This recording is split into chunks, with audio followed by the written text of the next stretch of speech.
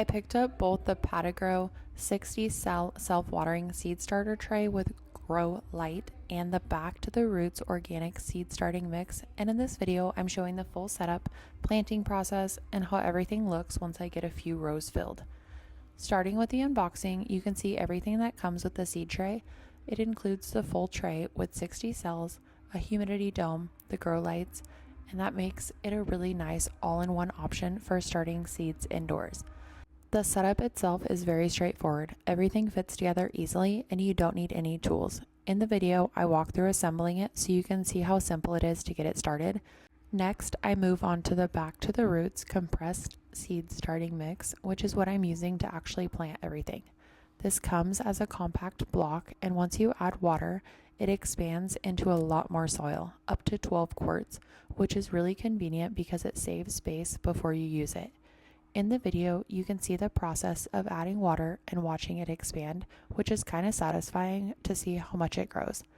And the texture ends up being really nice and fluffy, which is ideal for starting seeds. Once the soil is ready, I start filling the tray. With the 60 cells, you have a lot of room to plant a variety of seeds, which is perfect if you're doing a garden or just want everything organized in one place. The cells are good size, and it's easy to fill them without making too much of a mess. After filling the tray, I move on to planting.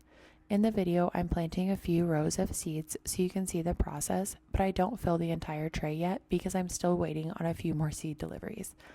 Even with just a few rows filled, you can already get a good idea of how everything is going to look once it's fully planted. One of the features I really like about this tray is a self-watering system.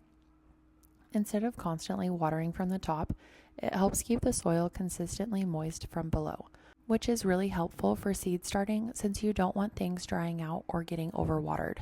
It just makes the whole process a lot easier to manage. The humidity dome is another important feature. Once you place it on top, it helps trap moisture and create that ideal environment for germination. It basically gives your seeds that warmth, humid space that they need to start growing. Then there's the grow lights, which is a huge bonus, especially if you're starting seeds indoors. Not everyone has the perfect window lighting, so having a built-in light source helps make sure your seedlings are getting consistent light from the start. In the video, you can see how everything comes together from setting it up, preparing the soil, filling the tray, planting the seeds, and placing the dome on top. I also show how it looks once I have a few rows planted, which gives you a realistic idea of what to expect during the early stages. The overall setup feels really organized and efficient. Everything has its place, and it keeps your seed starting process contained instead of having trays and supplies scattered around. Another thing I like is how clean and simple it looks once everything is set up. It doesn't feel messy or overwhelming even with multiple plants going. This kind of setup is great whether you're growing herbs, vegetables, or flowers, and it works well for both beginners and more experienced gardeners.